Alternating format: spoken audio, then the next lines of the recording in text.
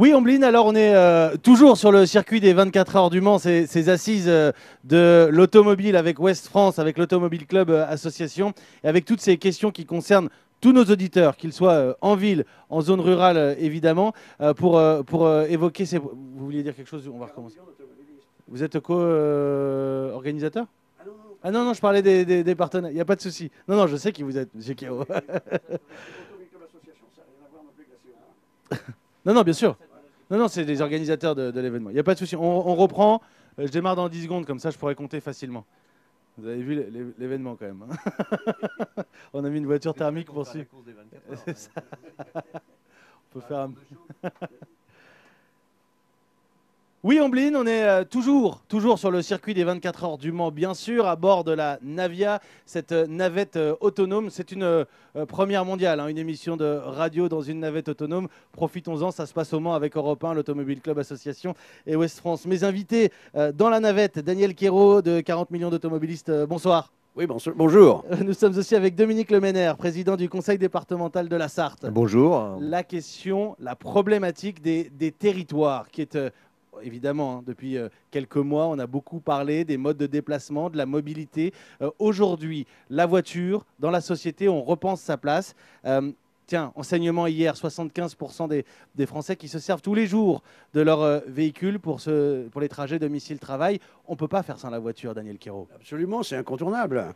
L'étude qui est venue alimenter notre réflexion hier a tout à fait pleine d'enseignements à ce sujet-là. Je crois que la voiture, on en parle beaucoup, on la dénigre beaucoup, mais elle est absolument incontournable. C'est un instrument de liberté extraordinaire et surtout, en plus, quand on habite hors de Paris, parce qu'il y a toujours Paris qui prend les décisions, qui les impactent pas d'ailleurs, qui impactent en général tous les territoires ruraux et hors de Paris. Donc la voiture est indispensable. Dominique Leménaire, aujourd'hui, vos administrés, si j'ose dire, ils ne sont pas tous les mêmes. Certains habitent en ville, d'autres habitent en zone rurale. La voiture, est-ce qu'on réfléchit à des alternatives? Parce qu'on se tourne systématiquement vers les élus quand on parle transport en commun.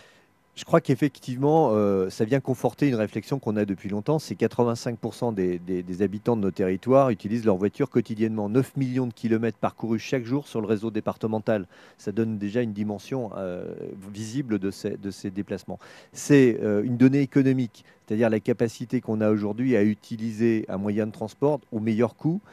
Et très souvent, quand on habite à la campagne, on a deux véhicules. C'est donc une problématique double. Il faut concevoir à la fois des infrastructures qui présentent la sécurité du transport, la facilité de déplacement, les temps de distance plus que les kilomètres. Et c'est ce qu'on fait aujourd'hui dans nos réflexions. On aménage des liaisons routières qui facilitent le déplacement dans les meilleures conditions de sécurité. Ce que vous défendez, si je comprends bien, Dominique Leménaire, c'est qu'on soit capable de trouver un équilibre, un bouquet de modes de déplacement entre la voiture individuelle, les transports en commun, des mobilités plus propres comme le vélo pour certains. Voilà, je crois qu'aujourd'hui, il y a un certain nombre de réponses qui sont proposées. L'électrique dans l'urbain, ça, effectivement, ça a du sens. Par contre, l'hybride, aujourd'hui, qui n'est pas suffisamment développé pour les zones plus vastes avec des espaces plus grands à parcourir, avec des temps de distance plus importants, c'est aussi une nécessité. Daniel Quérault, aujourd'hui, pour vous, la voiture, c'est indispensable au quotidien. Je vous pose la question, vous êtes 40 millions d'automobilistes, vous n'allez pas me répondre que demain vous passez au vélo électrique, mais la réflexion chez vos membres de l'association, est-ce qu'elle existe? Peut-être garder la voiture pour l'outil de plaisir, de liberté que ça représente et utiliser d'autres modes de déplacement? Tout à fait. Nous ne sommes pas des enragés du tout voiture, mais il faudrait justement organiser une complémentarité entre la voiture et les autres modes de transport.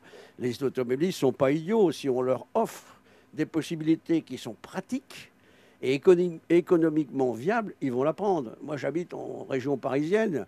Je n'ai pas envie toujours de passer 2 heures dans des bouchons. Si j'ai une offre qui correspond à ce que je cherche, je la prends. Malheureusement, je ne l'ai pas aujourd'hui. Voilà le problème. On l'a enterré peut-être trop vite, la voiture. C'est une question qui se pose ce soir. Est-ce qu'aujourd'hui, Dominique Leménaire, quand on pense aménagement du territoire, on réfléchit autrement? Pendant des dizaines d'années, la voiture a articulé toute la notion d'aménagement du territoire. Est-ce qu'aujourd'hui, on commence à réfléchir autrement ou est-ce que c'est toujours la voiture le vecteur?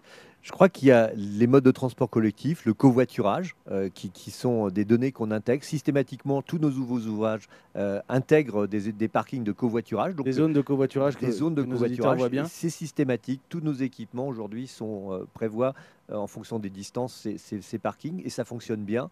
C'est aussi un certain nombre de réseaux qui nous permettent de rejoindre des autoroutes. On a dans le département une autoroute à 5 branches. On a toutes les directions sur ce territoire. Donc on a des raccordements qui sont très facilités.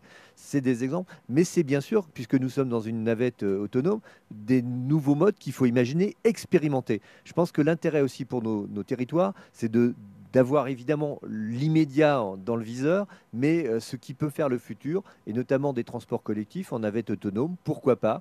Il y a des expérimentations qui sont intéressantes et moi je souhaiterais les développer aussi sur notre territoire. Toujours dans cette voiture autonome, sur le circuit des 24 heures du Mans, la navette Navia. Tiens, mes invités, Dominique Lemenaire, président du conseil départemental de la Sarthe, et Daniel Quérault, de 40 millions d'automobilistes. C'est votre première dans un véhicule autonome? Oui, oui, c'est une première dans une navette autonome, parce qu'il ne faut pas confondre le véhicule autonome et la voiture autonome, deux choses différentes.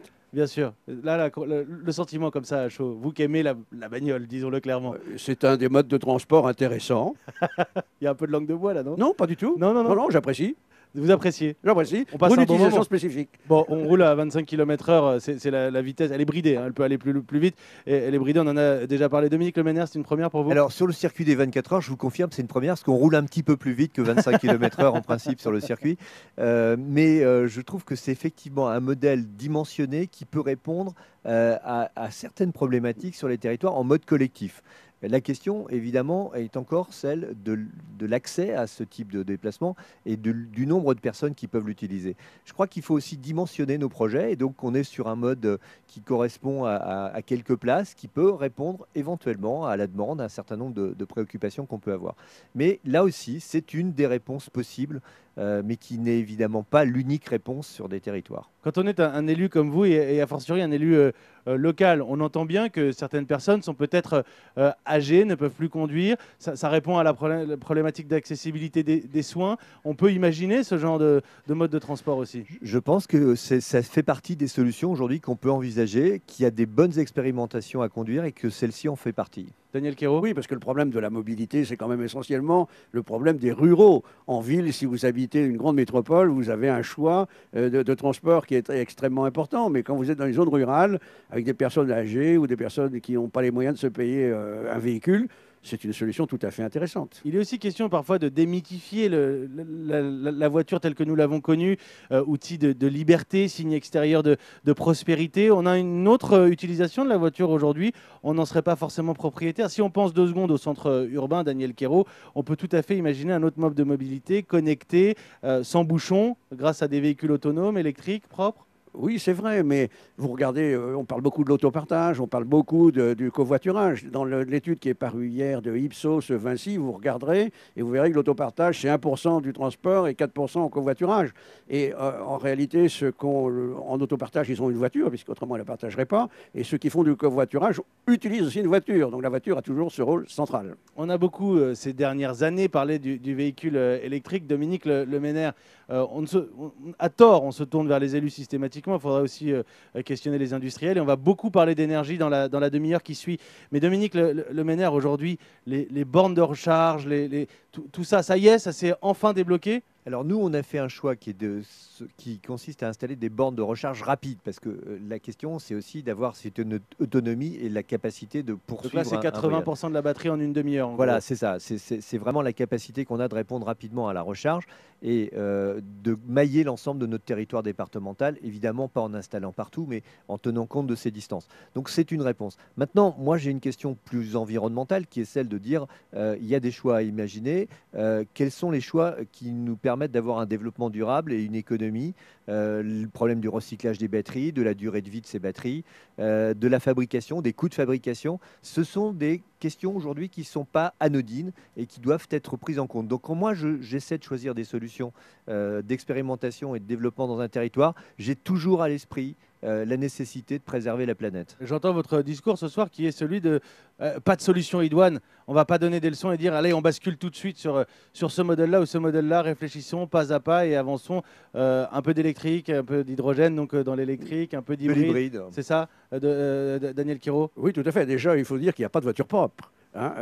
Vous avez les moteurs thermiques qui émettent là où ils sont, mais les voitures électriques émettent en amont. La voiture à hydrogène, c'est pareil, parce qu'il faut fabriquer toutes ces choses-là. Donc il faut regarder le bilan carbone du puits à la roue, ce qu'on appelle, et on serait parfois surpris.